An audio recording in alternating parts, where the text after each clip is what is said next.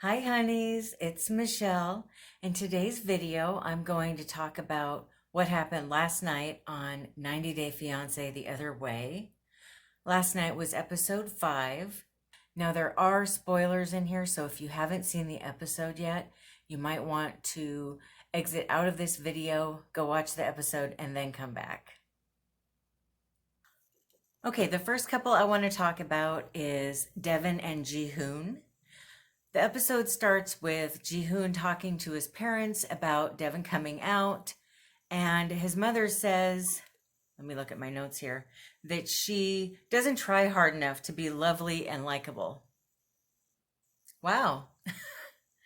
I mean, I guess most mother-in-laws probably feel that way. Let's face it, most mothers don't think anybody's good enough for their son. But the truth is, if a woman did get to pick a spouse for her son, it would never be somebody her son would pick. Then they show Deavan, the 2 kids, and her mom flying to Korea, and they show Deavan apparently exhausted because her mom's not helping her, which I have no opinion about that. I don't know what the arrangement was. Then they arrive, and her mom is freaking out about the way that people drive in Korea. You can tell that she's never been to another country or another continent, how different it can be. Then they show Jihoon and Jihoon's mother getting so upset about the neighborhood that Deavan picked.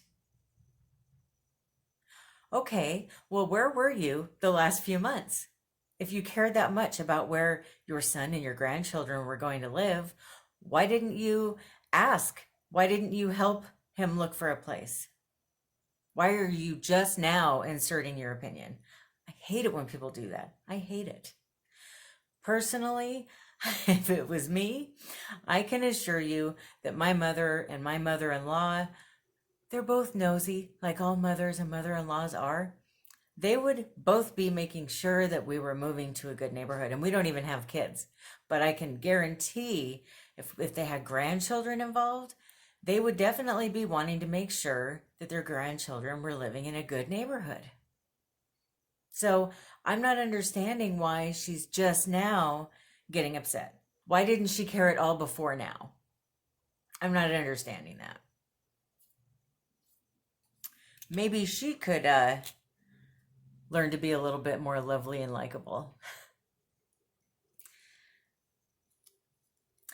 Also, a little side note, I loved seeing Korea. I thought it looked very charming. I mean, okay, the neighborhood they finally ended up in looked a little, well, it left a little to be desired, but it kind of made me want to visit Korea someday. I thought it looked very charming and quaint and lovely. That's part of why I watch this show. I just love seeing places I haven't been. I love learning about their cultures. So exciting. Next, we have Brittany and Jazan.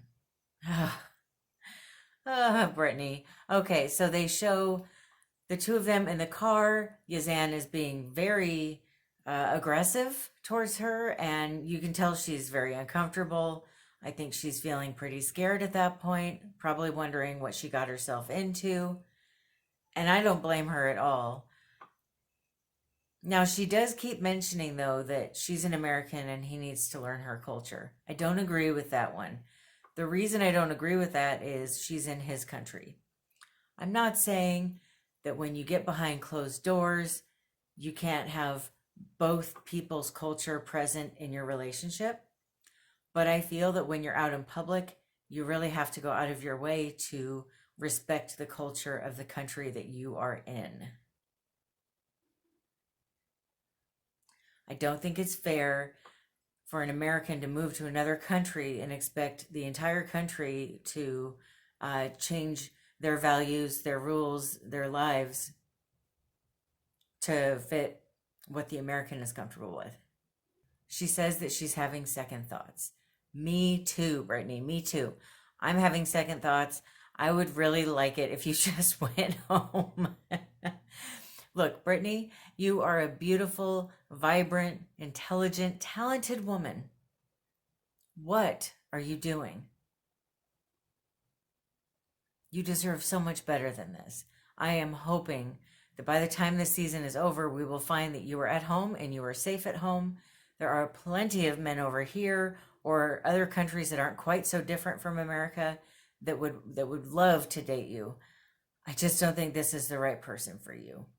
And I understand. I do. I get it. She says that she did learn the culture before she went.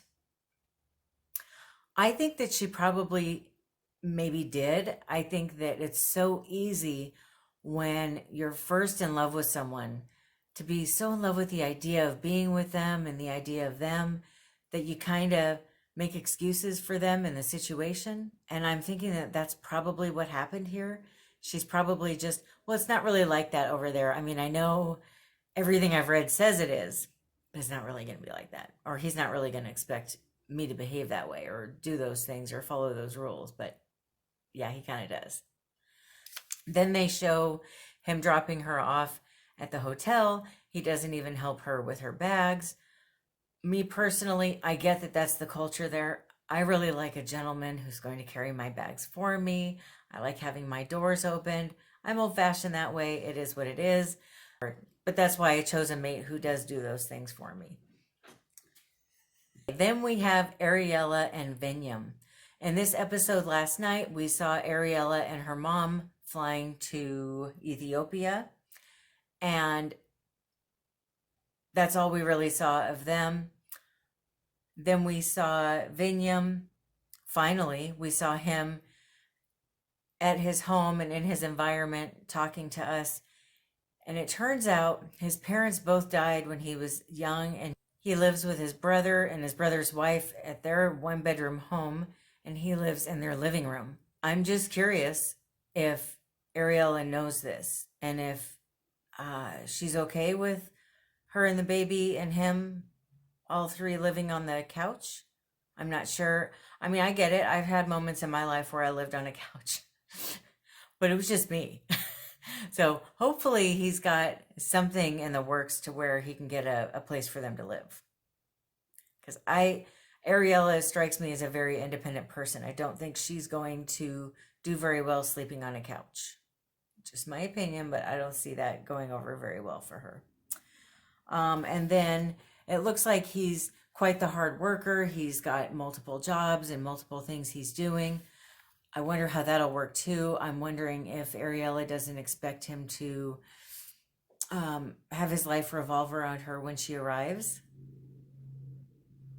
I'm pretty sure that it seems like that's how it usually works when people move across the world to be with somebody. They expect their whole life to revolve around them, and he seems awfully busy with a bunch of jobs and hobbies and everything. So it'll be interesting to see how that works out. Also, his friends seemed very worried about him marrying another American woman who's also having his baby. So I'm waiting to hear more details about what exactly happened in that marriage that has his friends so worried. We did not see Jenny and Summit in last night's episode. However, they did show previews for next week, and it looks like things might be getting a little bit juicy next week, because it looks like she's going to be confronting him about whether or not he's really getting a divorce. Kenneth and Armando. Kenneth and Armando in last night's episode are both, well, actually, they just showed Kenneth packing up and getting ready to leave. I think how sad he was to leave his family. He's got this great family unit. They're very close. They appear to spend a lot of time together. The fact that he's willing to leave them is really a testament to how much he really does love Armando. And watching him getting ready to leave and then getting in the car to leave, I couldn't help but feel, I don't know if you guys are feeling this way. It's weird watching shows that are pre-virus. Everything was so different, and we had no idea what was coming. Thank God, right? Because we could just enjoy our lives. But now I feel a little bit jealous when I watch shows and I'm seeing people before all this insanity started. And then next we have a new couple, Tim and Melyza. That's what he calls her. Melyza. All of his friends called her Melyza, and her name is spelled Melyza. So I'm not sure how her name is pronounced. So I guess I'll just call her Melyza in case the way that he pronounces her name is the way. But Tim is in Texas and Melyza is in Colombia. He's moving to Colombia to be with her. They showed him with his cat, and he was saying that his cat is his comfort pet. I will say that my cat Zelda was with me on the couch when I was watching this episode, and she literally rolled her eyes when he went to the pet store and bought a leash for his cat. She didn't like that. Then they showed Tim talking about how he's ready to go out there to be with the love of his life, and he meets up with his friends, and they love Melyza. They think that she is just the greatest thing since sliced bread. And then they mention, well, we thought she was moving here. Why are you suddenly moving to Colombia? And that's when he reveals that he cheated on her with a coworker. And apparently she told him that she's not willing to give up everything to move out to America to be with him, that he's going to have to give up everything to move out there to be with her. Can't say I blame her, but it'll be interesting to see what ends up happening, because it sounds like this couple really hasn't spent a whole lot of time together.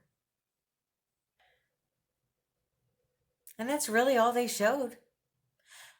I have to say, I felt like the episode just kind of showed a tiny bit with each couple. It didn't really go into anything. So I was kind of disappointed. It wasn't my favorite episode. Well, that is it for this recap of last night's episode of 90 Day Fiance The Other Way. Let me know down in the comments what you thought. I'm dying to hear. What did you think of the new couple? Do you like them? Do you think that they will last? I guess we might not quite know yet, but let me know if you like them. Thank you so much for watching. I hope you have a great rest of your day. I love you. Bye.